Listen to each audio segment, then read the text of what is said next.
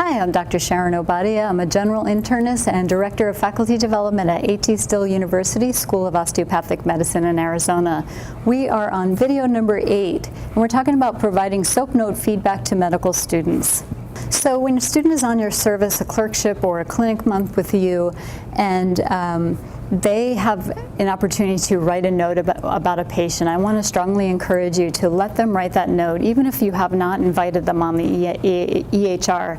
It's so important for students to be able to exercise their clinical reasoning skills and their thought processes by writing out the HPI, the pertinent positives, the pertinent negatives, associated symptoms, the complete medical history, the objective physical findings, and then using all of that as they're writing to come up with their thoughtful plan, assessment and plan, and their differential diagnosis. And so that clinical reasoning process, we're finding in medical education that that's getting sort of pushed to the wayside with the advent of the EMR and the prevalence of it for students to just point and click on a computer screen as opposed to writing a formal note. So if there's any chance or time where you can have the student write the notes, as many notes as possible, for them to exercise these clinical reasoning skills, we're finding that the more they can do that, the better clinical reasoners that they will be, and ultimately physicians. So even if you don't have time to review the note, I just want to encourage you to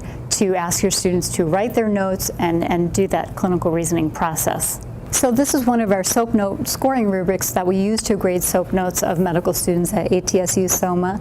And I want to point out with this rubric what are the best areas that you can really accentuate and talk through with your student when you're looking at their note to get their clinical reasoning skills in motion. So with the history of present illness, making sure that they're really pushing themselves on the pertinent positives and pertinent negatives associated with the chief complaint so that they can tease out a differential diagnosis in that process.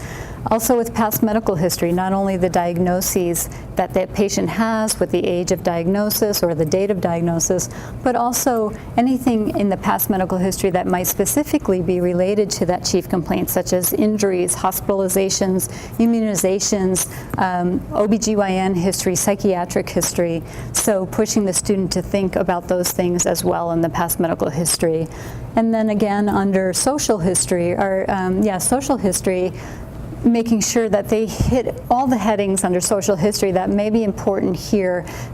We always talk about tobacco, alcohol, drug use, which are so important, but also how about the patient's hobbies? Are they impacted by this chief complaint? How about any social determinants of health, food insecurity, housing insecurity that may really impact this patient's ability to follow through on a plan that they may have? So, and then again, pertinent positives and negatives in the physical exam documentation. And then getting to the assessment. Did the student think through what was the most likely diagnosis? And was it thought through on the note in a logical fashion? And then the plan, is it reasonable? And did they get patient confirmation of understanding of the assessment and the plan?